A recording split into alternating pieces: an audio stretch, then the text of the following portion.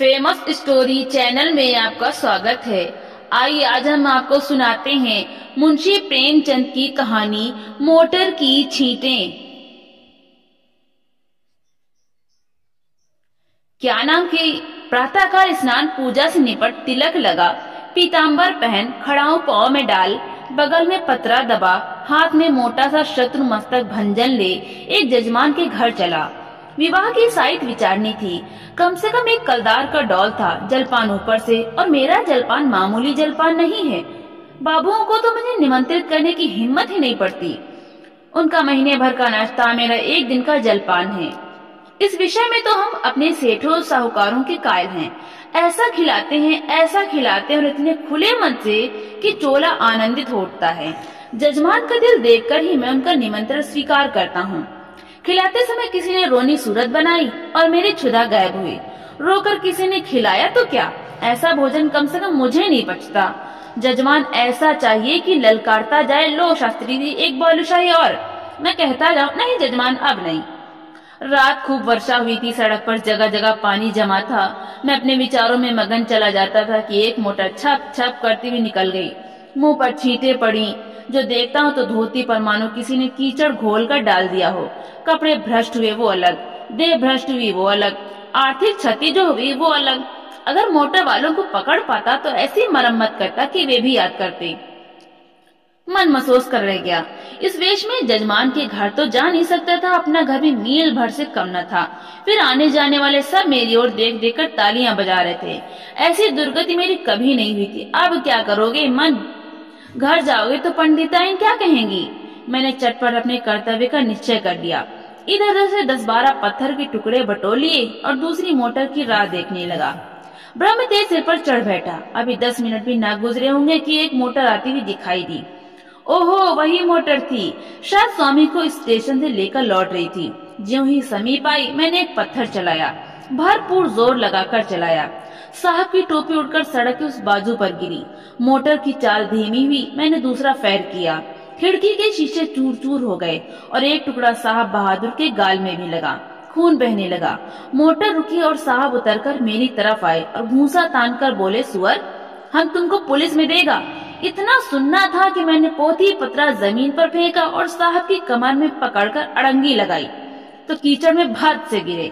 मैंने चट सवारी गांठी और गर्दन पर 25 रद्दे ताबड़तोड़ जमाए कि साहब चौंधिया गए। इतने में उनकी पत्नी जी उतर आई।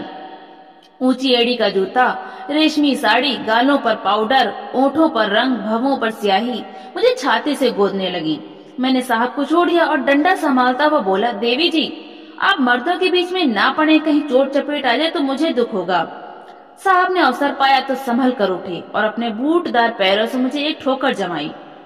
मेरे घुटने में बड़ी चोट लगी। मैंने बौखलाकर डंडा उठा लिया और साहब के पांव में जमा दिया। वो कटे पेड़ की तरह गिरे। मेम साहब छतरी तान कर दौड़ी। मैंने धीरे से उनकी छतरी छीन कर फेंक दी। ड्राइवर अभी तक बैठा था, अब वो भी उतरा और छड़ी लेकर मुझ पर गिर पड़ा। मैंने एक डंडा उसके भी जमाया, लौट गया। 50 आदमी तमाशा देखने जमा हो गए। साहब भूमि पर पड़े पड़े बोले, रस्कैल, हम तुमको पुलिस में देगा। मैंने फिर डंडा संभाला और चाहता था कि खोपड़ी पर जमाऊं कि साहब ने हाथ जोड़कर कहा, नहीं नहीं बाबा, हम पुलिस में नहीं जाएगा, माफी दो। मैंने कहा, हाँ पुलिस का नाम न लेना, नहीं तो यही खोपड़ी रंग दूंगा। बहुत होगा 6 महीने की सजा हो जाएगी, मगर तुम्हारी आदत छुड़ा दूंगा। मोटर चलाते हो तो छींटे उड़ाते चलाते हो, मारे घमंड के अंधे हो जाते हो। सामने या बगल में कौन जा रहा है इसका कोई ध्यान ही नहीं रखते।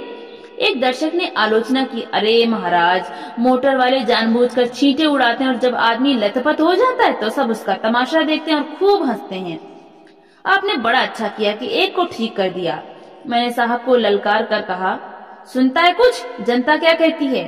साहब ने उस आदमी की ओर लाल लाल आंखों से देख कर कहा, तुम झूठ बोलता है, बिल्कुल झूठ बोलता है।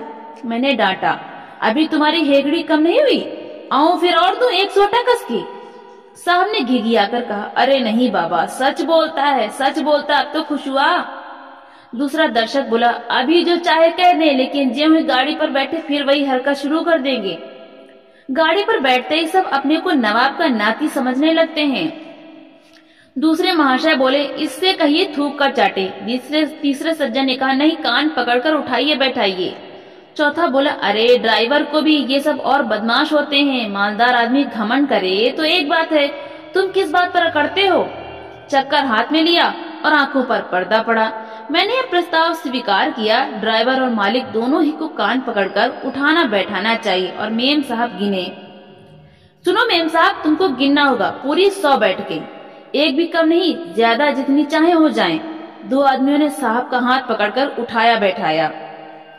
दूर ने ड्राइवर महोदय का। ड्राइवर बेचारे की टांग में चोट थी, फिर भी वो बैठकें लगाने लगा।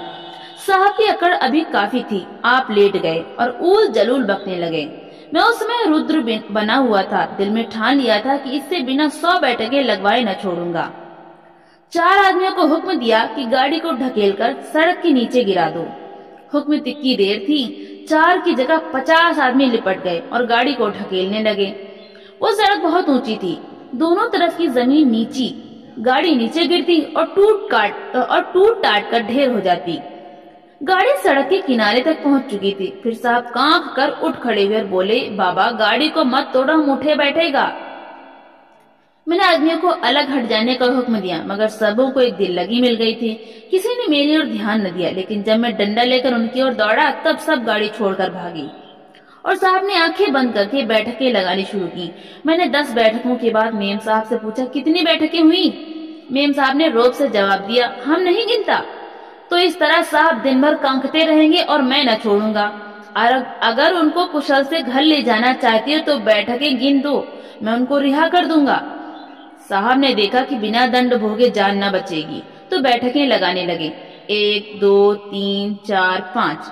सहसा एक दूसरी मोटर आती दिखाई दी। साहब ने देखा और नाक रगड़ कर बोले, पंडित जी आप मेरा बाप है, मुझ पर दया करो, अब हम कभी मोटर पर ना बैठेगा। मुझे भी दया आ गया। बोला, नहीं, मोटर पर बैठने से मैं नहीं रोकता, इतना ही कहता कि मोटर पर बैठकर भी आदमियों को आदमी समझो। दूसरी गाड़ी तेज चली आती थी। मैंने इशारा किया। सब आदमियों ने 2-2 पत्थर उठा लिए। उस गाड़ी का मालिक स्वयं ड्राइव कर रहा था। गाड़ी धीमी करके धीरे से सरक जाना चाहता था कि मैंने बढ़कर उसके दोनों कान पकड़े और खूब जोर से हिलाकर और दोनों गालों पर एक एक पड़ाका देकर बोला, गाड़ी से छींटे ना उड़ाया करो, समझे, चुपके से चले जाओ। यह महोदय बकझक तो करते रहे, मगर 100 आदमियों को पत्थर लिए खड़ा देखा तो बिना कान पूंछ डुलाए चलते हुए। उनके जाने के 1 ही मिनट बाद दूसरी गाड़ी आई। मैंने 50 आदमियों को राह रोक लेने का हुक्म दिया। गाड़ी रुक गई। मैंने उन्हें भी 4 पड़ाके देकर विदा किया, मगर ये बेचारे भले आदमी थे, मजे से चांटे खाकर चलते हुए। सहसा एक आदमी ने कहा, पुलिस आ रही है, और सब के सब हुर्र हो गए। मैं भी सड़क के नीचे उतर गया और एक गली में घुसकर गायब हो गया। तो दोस्तों, आपको ये कहानी कैसी लगी? लाइक करें, ज्यादा से ज्यादा शेयर करें और कमेंट करके हमें जरूर बताएं। और इसी तरह की हिंदी साहित्य की कहानियां सुनने के लिए हमारे